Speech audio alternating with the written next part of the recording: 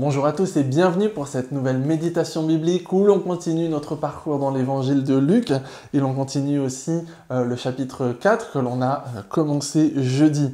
On arrive aujourd'hui dans Luc 4, les versets 14 à 30 que je vous invite à lire de votre côté si vous le voulez avant de revenir regarder la suite de cette vidéo. On voit un épisode où Jésus se rend à la synagogue. Et il y a une mention dans le texte qui est intéressante à relever, c'est que le texte nous dit qu'il se rend à la synagogue comme il en avait l'habitude. Le fait de se rendre dans la synagogue, pour Jésus, c'est pas quelque chose de spécial. C'est vraiment quelque chose qu'il a l'habitude de faire. En fait, on voit dans ces quelques mots que Jésus est un juif pieux, est un juif qui a cherché et qui cherchait encore à ce moment-là et qui a continué toujours au cours de sa vie à respecter en fait la religion juive, qui cherchait à respecter et à suivre la volonté de Dieu. À ce moment-là, la volonté de Dieu s'exprimait dans le judaïsme et s'exprimait uniquement dans le judaïsme. On voyait ça depuis l'histoire d'Israël. Israël était le peuple choisi par Dieu. Et Jésus, en fait, il respecte les coutumes religieuses de son temps et il continue à faire cela. Il est réellement un juif pieux. Mais il va aussi montrer qu'il apporte quelque chose de nouveau.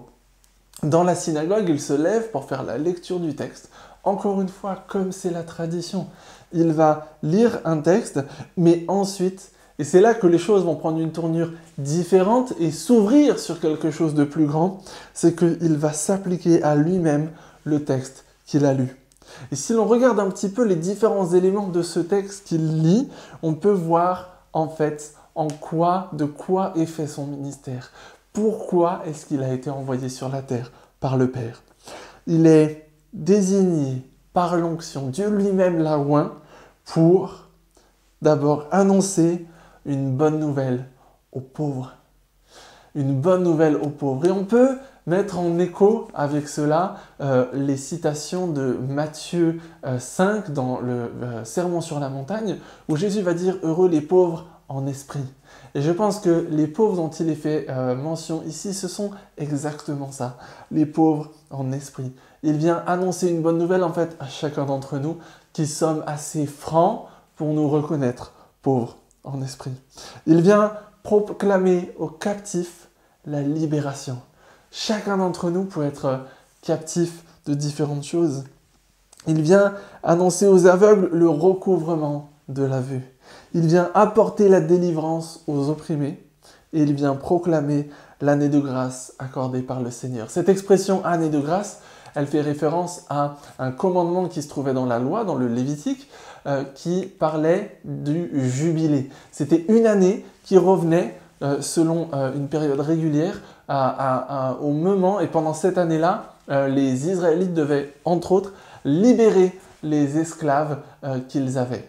Et ici, Jésus, en s'appliquant cette citation, montre qu'il est là pour apporter comme une année de grâce, comme cette année de grâce qui était annoncée par le Seigneur, mais une année qui ne va pas seulement durer une année.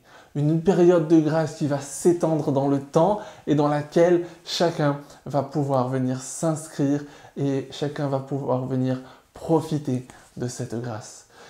Dans les différentes catégories que l'on a citées là, les différentes choses que Jésus va faire, en fait, ce sont réellement des catégories dans lesquelles on peut se retrouver.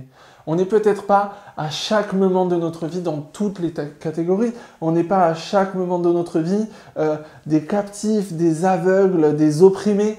Mais je crois qu'à chaque moment de notre vie, on peut se retrouver au moins dans une de ces catégories.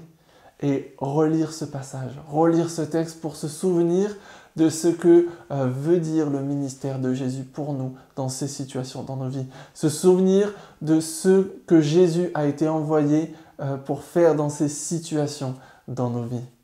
Je vous laisse sur cet encouragement. Je vous souhaite une très bonne journée. Je vous dis à demain pour le culte dans notre église et puis à la semaine prochaine pour la suite de ces méditations bibliques.